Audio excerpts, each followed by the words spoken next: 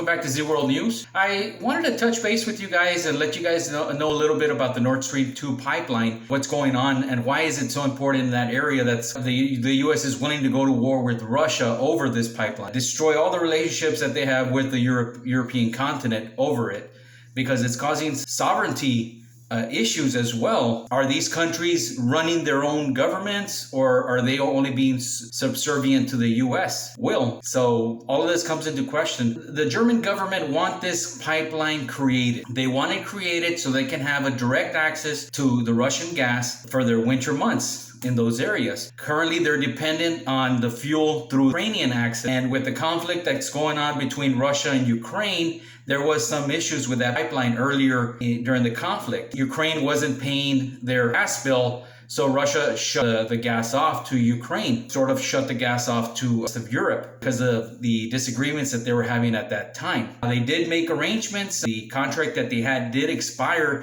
and then they renewed it. Russia was having some issues with Ukraine paying their gas bill. In turn, they did some kind of agreement with the European governments where the gas would be flowing to Europe, and then the European countries would reverse flow that gas back to Ukraine, sell it to them instead of Russia selling it directly to Ukraine. So I'm kind of curious how Ukraine's paying for that fuel to those European countries. The thing is, Ukraine is getting billions of dollars in transit fees for having these gas pipelines run through their country. Ukraine is pretty much supporting itself with that funds, other than the US and Europe supporting that government. For any reason that pipeline gets interrupted, of course the US and Europe would have to flip the bill to support the Ukrainian government that they're supporting now. That's one reason why they want to stop that gas pipeline, because they want to have Russia dependent on Ukraine to run the fuel to Europe and not bypass it by going above the ex-Soviet states, which me personally, I believe the U.S. is trying to recreate the Iron Curtain again with having all these ex-Soviet states join NATO, and they're trying to push Ukraine into the NATO, therefore creating a whole solid wall separating Russia from Europe, right? But what this gas pipeline does, it goes the waterway, bypassing all these Eastern European countries and going directly to Germany, dependent on Russian gas that way. But there's already a third gas pipeline that people aren't talking about. This original, third gas pipeline that was created, it was originally going to be going to Bulgaria, but the U.S. was able to convince that country to cancel that project. So they missed out on billions of dollars of transit fees that that country was going to receive for having these gas pipelines run through their country. So when they stopped it, Russia just made a left turn and went straight south into Turkey. And Turkey got the benefits of that transit fees, where they're pumping gas to Europe that way through I think it's called the Turk Stream. So that's a third way already where Europe is getting gas. But it's very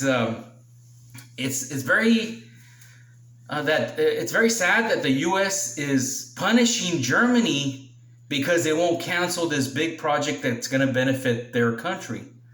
And there are elections coming up, I do believe in September, where Angela Merkel is leaving, and she's going to be replaced by other candidates.